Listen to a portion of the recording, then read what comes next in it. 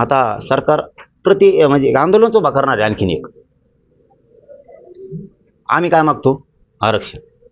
आता समोरचं आंदोलन करणार काय मागणार आहे? आरक्षण. आणि मराठी काय मागत आहेत मग? आरक्षण. आणि मग तो काय असं ठरलंय जणू 2 मंत्री आहेत त्याच्यात आंदोलनाला बसवायचे. राज्यात एक आंदोलन सुरू होणार आहे आता, बसवायचे.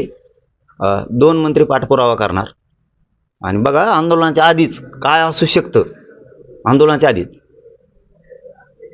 एक 12-13 दिवस आमरण उपोषण करणार ते.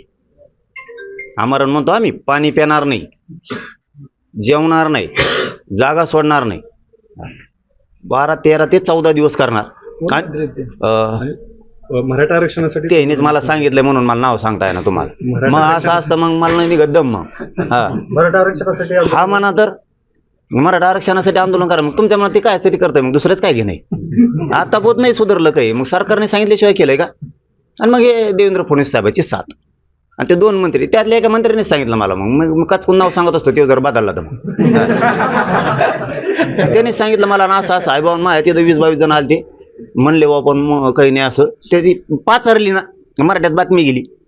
आणि 14 दिवसानंतर तेच 2 मंत्री त्यापैकी एक कुणीतरी बरं का, आता आयला एवढी बार सॉरी बरं का, नाव नका विचारायला, मला सांगू नका. मग सांगायचं बंद होईल भाऊ. मी जर नाव सांगितलं सांगायचं मला तिकडे फडणवीस साहेब काय करतात काय नाही माझ्या विरोधात, मराठ्याच्या विरोधात ते बिचारे सांगत आहेत मला. तो सगळा पचकाच पांगण मा. त्यामुळे नाव म्हणू नका एवढी बार. नाव सांगा म्हणलं ना सगळं आमचं इचकोबा होऊन जाईल. आमचं जर पसारा पांगला ना तर जोडायचंच नाही लवकर. एक तर आम्ही गरीबाचे पोर आहे. हा त्यांनी सांगितलं मला. आणि 14 दिवस झाले की आम्हीच बैठक लावणार आहे म्हणे. तसं ठरलंय बसायच्या आधी मुख्यमंत्र्यासंग. बेगडी आंदोलन आणि बेगडी सरकार. सगळी राजकीय